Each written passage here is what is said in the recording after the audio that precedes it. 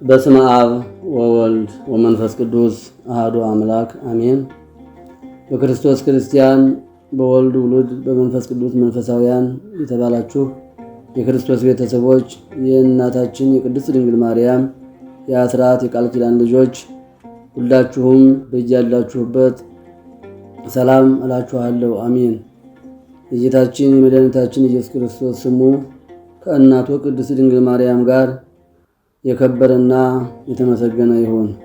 የተከበራችሁ በሀገር ውስጥም ከሀገር ውጭም የምትገኙ የእግዚአብሔር ቤተሰቦች የእናታችን የቅድስት ድንግል ማርያም የአስራት ያደራ ልጆች የቅዱሳን የጻድቃን የሰማዕታት የመላእክት ወዳጆች ሁላችሁም ለቻናሉ አዲስ ከሆኑ ሰብስክራይብ በማድረግ እንዲጀምሩ እናሳስባለን። እንዲሁም ይህን ቪዲዮ ላይክ እና ሼር እያደረጋችሁ ለሌሎች እንዲደርስ ቀና ትብብራችሁ አይለየን። ሰኔ 4 እንኳን ለቅዱስ ዮሐንስ ወልደ ነጎድጓድ ወራዊ መታሰቢያ በዓልና በዚህች ዕለት ታስበው ለሚውሉ ቅዱሳን ቀን በሰላም አደረሳችሁ አደረሰን። በዚህ ዕለት የሚከብሩ ቅዱሳንን ስንክሳር እናቀርብላችኋለን።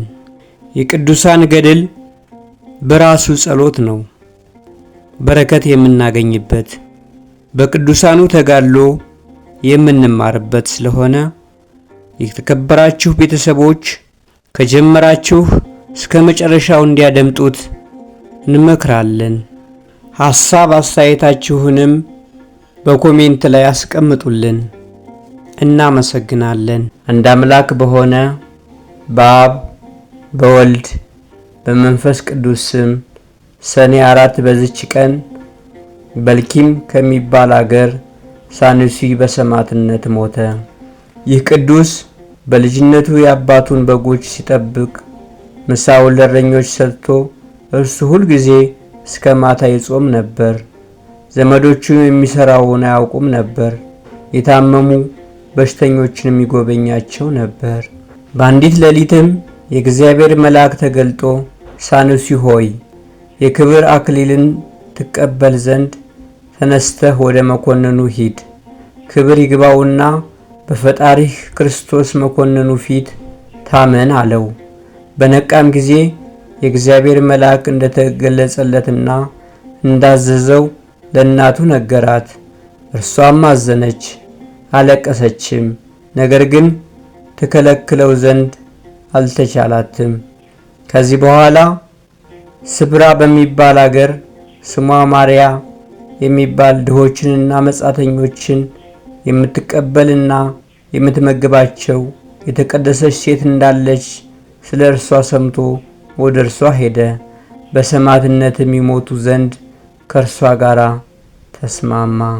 አርሳኖስ ወደሚባልም መኮንን በአንድነት ሄዱ። በምስር ወደብ በመርከብ ውስጥ ሆኖ አገኙትና እኛ ክርስቲያኖች ነን ብለው በፊቱ በግልጥ ጮኹ። በየራሱ በሆነ ስቃይም እንዲያሰቃዩአቸው አዘዘ። ቅድስት ማርያም በስቃይ ውስጥ ሳለች ነፍሷን አሳልፋ ሰጠች። የሰማዕትነትንም አክሊል ተቀበለች። ቅዱስ ሳሉሲ ግን ክብር ይግባውና በላዩ ባደረው በጌታችን በኢየሱስ ኃይል የሚታገስና የሚጸና ሆነ። መኮንኑም ማሰቃየቱን በሰለቸው ጊዜ ወደ እንዴናው መኮንን ከብዙዎች እስረኞች ሰማዕታት ጋር ላከው። እርሱም ያሰቃየው ጀመረ። ተረከዙንም ሰንጥቀው ገመድ አስገብተው በከተማው ውስጥ እንዲጎትቱ ታዘዘ። እንዳዘዛቸውም አደረገ። ግን ምንም ጉዳት አልደረሰበትም። ሁለተኛም ስራየኛ አመጣለትና መርዝ በተሞላ ጽዋ ስራዩን አድርጎ ጠጣ ብሎ አዘዘው። ቅዱሱም በላዩ በመስቀል ምልክት አማትቦ ጠጣው። ምን ጉዳት ሳይደርስበት ቀረ። ከማሰቃየትም በደከመ ጊዜ ራሱን በሰይፍ እንዲቆርጡ ታዘዘና የከበረች ራሱን ቆረጡት። የድል አክሊልንም ተቀበለ። መሰሪውም አምኖ በሰማዕትነት ሞተ። የሰማዕትነት አክሊልንም ተቀበለ። ለእግዚአብሔር ምስጋና ይሁን። እኛንም በቅዱሳን ሰማዕታት ጸሎት ይማረን፣ በረከታቸውም ትድረሰን ለዘላለሙ አሜን። በዚችም ዕለት ሐራቅሊያ ከሚባል አገር ቅዱስ አባት ዮሐንስ አረፈ። የዚህም ቅዱስ አባት ስሙ ዘካርያስ ነው። እርሱም የጳንጦስና የአብልያ ሀገሮች ገዢ ነበር። የእናቱም ስም ኤልሳቤጥ ነው። እነርሱም ይህን የተባረከ ልጅ በተሰጡ ጊዜ ስሙን ዮሐንስ ብለው ጠሩት። እርሱ ከአባቱና ከእናቱ ጀምሮ ከመጥምቀ አምላክ ዮሐንስ ጋር በስም አንድ ሆኗልና በተግሣጽና በፈሪሃ እግዚአብሔር አሳደጉት። የቤተ ክርስቲያን መጻሕፍትን፣ ሂሳቦችንና ጥበቦችን ሁሉ አስተማሩት። እናቱም በዘመኗ ሁሉ ከእግዚአብሔር መንገድ እንዳይወጣ ትማጸነው ነበር። አባቱም እንዲሁ ይመክረውና ያስተምረው ነበር። ከዚያም አባቱ ከሞተ በኋላ የ20 ዓመት ልጅ ሲሆን መስፍን ሆነ። የጳንጦስና የሐራቅሊ ሌሎችም አገሮች ሁሉ ተገዙለት። እንዲሁም እያለ የመልአክ አምሳል ሰይጣን ታየው፣ እንዲህም አለው፣ አንተ ትነግስ ዘንድ ወደ አንጾኪያ ሂደህ የንጉሥ ኑማሪዮስን ልጅ አግባ ብሎ ጌታ አዞሃል አለው። ቅዱሱም በውኑ ይህ መልአክ ነውን? ግን ካፉ የእግዚአብሔር ስም ከሰማሁ አንጾኪያ ይሄዳለሁ አለ። ከዚህ በኋላም ወደ አንጾኪያ ከተማ ሄደ። ንጉሥ ዲዮቅልጥያኖስንም ተገናኘው። ንጉሡም ባየው ጊዜ አከበረው፣ እጅግም ወደደው። በማግስቱም በምሳ ላይ ከእርሱ ጋር እያለ ዲዮቅልጥያኖስ አጵሎንን ያመጡት ዘንድ አዘዘ። ያንንም ጣዖት ባመጡት ጊዜ ቅዱስ ዮሐንስ አይቶ አቃለለው። ስለዚህም ሥራ ንጉሡን ረገመው፣ ሰደበውም። ንጉሥ ዲዮቅልጥያኖስም ቅዱስ ዮሐንስ ያደረገውን ባየ ጊዜ እጅግ ተቆጥቶ በእስር ቤት አሰረው። በእስር ቤትም ሳለ ክብር ይግባውና ጌታችን በብርሃን ሰረገላ ላይ ሆኖ ታየው።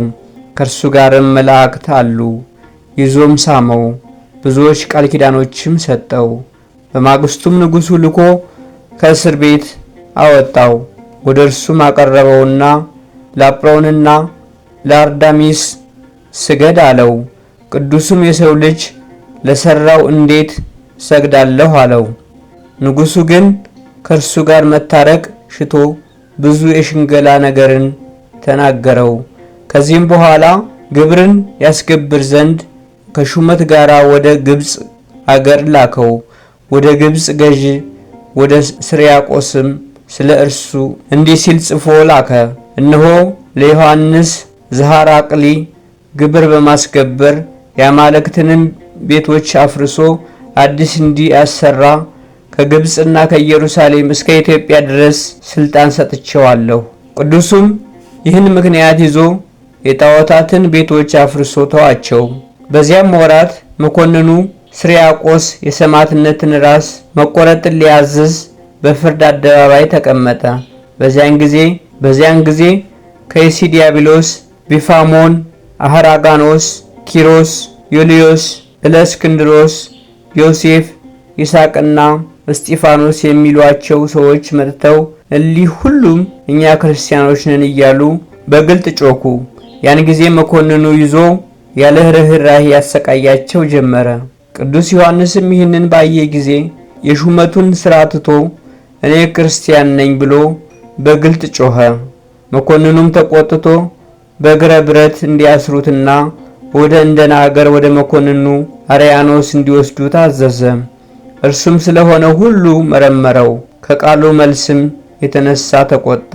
በባለ እንጨት ላይ ሰቀለው። በመንኮራኩር አጣብቀው እንዲጨምቁት፣ ከዚያም ከባላው አውርደው ስጋው እስኪቀልጥ ሆዱ ላይና ራሱ ላይ በቀጭኔ እንዲደበድቡት አዘዘ። ምድሪቱም በደሙ ተመላች። ከዚያም ወደ እስር ቤት አስገቡት። ከጥቂት ቀኖች በኋላም በማረጃ ቢላዋ ቆዳውን ገፈው ቁስሉን በማቅ ያሹት ዘንድ ዳግመኛም አመድ ጎዝጉዘው በላዩ የእሳት ፍም ከጎኑ በታች አድርገው በላዩ እንዲያስተኙት አዘዘ። እንዲህም አደረጉበት። ሁለተኛም በእሳት የጋሉ የብረት ችንካሮችን አምጥተው በፊቱ ላይ በጆሮዎቹም ላይ እንዲያኖሯቸው አዘዘ። እንዲህም አድርገው ከወህኒ ቤት ጨመሩት። በዚችም ሌሊት የእግዚአብሔር መልአክ ተገልጾለት ሰላምታ ሰጥቶት አጸናው።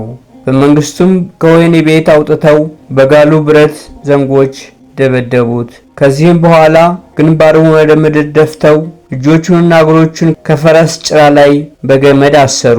ከዚህ በኋላም ባለሰይፍ ወጥቶ እግሮቹንና እጆቹን ራሱንም ቆረጠ። እንዲህም የምስክርነቱን ተጋድሎ ፈጽሞ የድል አክሊልን ተቀበለ። ለእግዚአብሔር ምስጋና ይሁን። እኛንም በዚህ መስተጋድል ጸሎት ይማረን፣ በረከቱም ከኛ ጋር ትኑር ለዘላለሙ አሜን። በዚህችም ቀን የአርቃዲዮስ የእህቱ የዲሞናይስ የግብፃውያኑ የአርሞኒና የሚናስ ንጉሥ ዲዮቅልጥያኖስ ጭፍሮችም የገድላቸው ፍጻሜ ሆነ። እኒህን ቅዱሳን በእሳት ምድጃ ውስጥ ከአባ ብሶይ ጋራ በጨመሯቸው ጊዜ የመላእክት አለቃ ገብርኤል መጥቶ ከነበልባሉ መካከል አወጣቸው። ወደ ንጉሡም ደርሰው ረገሙት፣ እንዲህም አሉት፣ የምስክርነት ሞት ፍጻሜያችንን የማትጽፍ ከዕለት ወደ ዕለት ለምን ትከፋለህ? ንጉሡም ሰምቶ ተቆጣ። ራሶቻቸውን በሰይፍ እንዲቆርጡና ስጋቸውን በእሳት እንዲያቃጥሉ አዘዘ።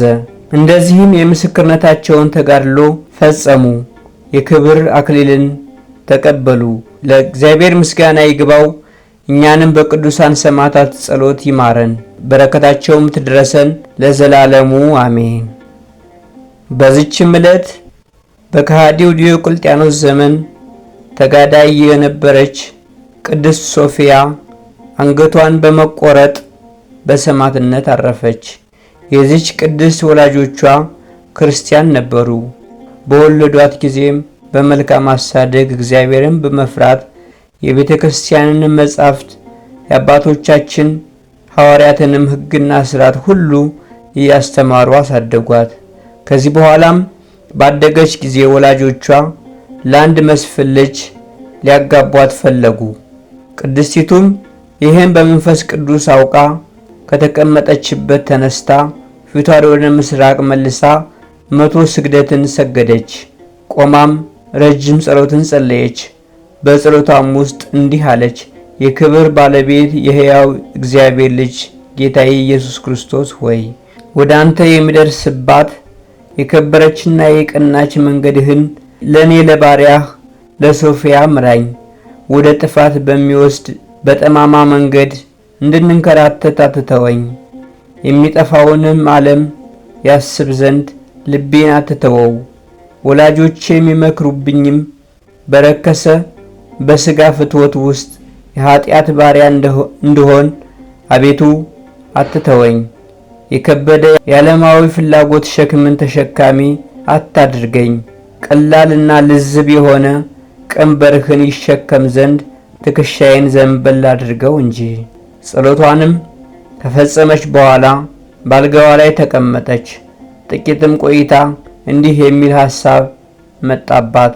ተነስቼ በስውር ልውጣ፣ ወደ ሩቅም ሂጄ ከበረሃ ውስጥ ገብቼ ለልዑል አምላክ ላገልግል። ከዚህም በኋላ ወላጆቿ የሰጧትን የምታገለግላትን ብላቴናዋን ጠራች። ወይን አምጥታ እንድታጠጣትም አዘዘቻት። ባመጣችላትም ጊዜ እርሷ ጥቂት ቀምሳ ያመጣችው ወይን እስኪያልቅ ትጠጣ ዘንድ ብላቴናዋን አዘዘቻት። ከስካርም የተነሳ ልቧ በተሰለበ ጊዜ ልብሽን አምጪ፣ የኔንም ልብስ ውሰጂ አለቻትና ሰጠቻት።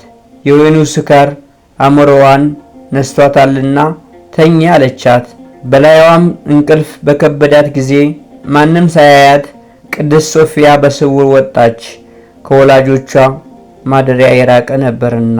ርቃ በሄደችም ጊዜ በተራራና በዋሻዎች ውስጥ ሊሰወሩ ፈልገው በሃይማኖት ምክንያት ከከሃዲው ዲዮቅልጥያኖስ ፊት የሚሸሹ ሰዎችን አገኘች። እናንተ ከወዴት ናችሁ ብላ ጠየቀቻቸው። የእያንዳንዳቸውን አገራቸውን ነገሯት። ደግማ ወዴት ትሄዳላችሁ አለቻቸው። እነርሱም ስለ ሃይማኖት ከዲዮቅልጥያኖስ የሆነውን ሁሉ ነገሯት። ይቺ መንገድ ወደ ዲዮቅልጥያኖስ ታደርሳለችን? አለቻቸው። አዎን ታደርሳለች አሏት። ከዚያም ጥቂት ተጉዛ ቆማ ረጅም ጸሎትን ጸለየች። ወደ ዲዮቅልጥያኖስም ደርሳ ክብር ይግባውና ክርስቶስን የምታመልክ ክርስቲያን እንደሆነች በፊቱ ታመነች። ዲዮቅልጥያኖስም የክብር ባለቤት የሆነ የክርስቶስን ስም በሰማ ጊዜ ቁጣን ተመላ። ወደ እርሱም እንዲያቀርቧት አዘዘ። በቀረበችም ጊዜ ለአጵሎን ስገጂ አላት። የሰው ልጅ ለሰራው ለረከሱ አጋንንትን ማደሪያ ለሆነው እንዴት እሰግዳለሁ አለችው። ይህንም ከእርሷ በሰማ ጊዜ እጅግ ተቆጣ። ከብረት በተሰራ ጅራፍም እንዲገርፏት አዘዘ። ሁለተኛም በአንገቷ ከባድ ድንጋይ አስረው ስጋዋ ተቆራርጦ እስኪወድቅ ድረስ በከተማው ጥጋጥግ እንዲጎትቷት አዘዘ። ይህንንም አድርገው ወደ ወህኒ ቤት አስገቧት። በማግስቱም ያመጧት ዘንድ አዘዘ። በመጣችም ጊዜ በክፉ አሟሟት እንዳትሞቺ ለአጵሎን ሰዊ አላት። እርሷም ክፉ ሞትስ ላንተ ነው፣ የኔስ ካንተ የሚገኘው ሞት በፈጣሪዬ ዘንድ ሕይወት ነው አለችው። እርሱም ከገደልኩሽ በኋላ ድነሽ ትሞቻለሽን? አላት። አንተ ሰነፍ፣ የኔን ተወውና ላንተም የደይን ትንሣኤ አለህ አለችው። ይህንንም በሰማ ጊዜ አጥንቶቿ ሁሉም እስቲሰባበሩ በብረት በትሮች እንዲደበድቧት አዘዘ። ይህንንም ሁሉ አደረጉባት። ዳግመኛም በብረት አልጋ ላይ አስተኝተው ከበታቿ እሳትን እንዲያነዱ አዘዘ። ቀኑ በመሸ ጊዜ ወደ ወህኒ ቤት እንዲያስገቧት አዘዘ። በዚያችም ሌሊት የመላእክት አለቃ ቅዱስ ገብርኤል መጥቶ ገላዋን በመዳሰስ አዳናት። በማግስቱም ያመጧት ዘንድ አዘዘ። እሷም ምንም ሕማም እንዳላገኛት ሆና በእግሯ መጣች።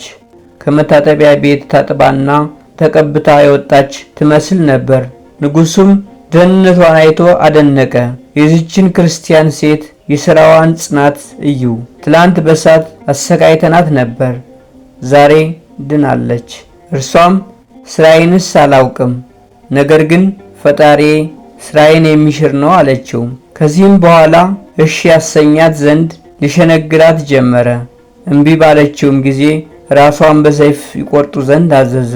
ሊቆርጧትም ይዘዋት ሲሄዱ ክብር ይግባውና ጌታችን ተገለጸላት። ብዙ ቃል ኪዳኖችም ሰጣት። በማይታበል ቃሉም መታሰቢያችን የሚያደርገውን ሁሉ በስምሽም የሚመጸውተውን የገድልሽንም መጽሐፍ የሚጽፈውን ሁሉ እቀበለዋለሁ፣ መንግሥተ ሰማያትንም አወርሰዋለሁ አለ። ከዚህ በኋላም አንገቷን በሰይፍ ቆረጡ። በጌታችንም ዘንድ የድል አክሊልን ተቀበለች። ለእግዚአብሔር ምስጋና ይሁን፣ እኛንም በጸሎታ ይማረን፣ በረከቷም ከኛ ጋር ለዘላለሙ ትኑር አሜን። ወስብሐት ለእግዚአብሔር ወለወላዲቱ ድንግል ወለመስቀሉ ክቡር። ይቆየን። የተባረከ ጊዜ ይሁንላችሁ። የተከበራችሁ ቤተሰቦች ይህንን ቪዲዮ ላይክ እና ሼር እያደረጋችሁ ሌሎች ጋር እንዲደርስ እንዲባረኩና እንዲማሩበት አድርጉ።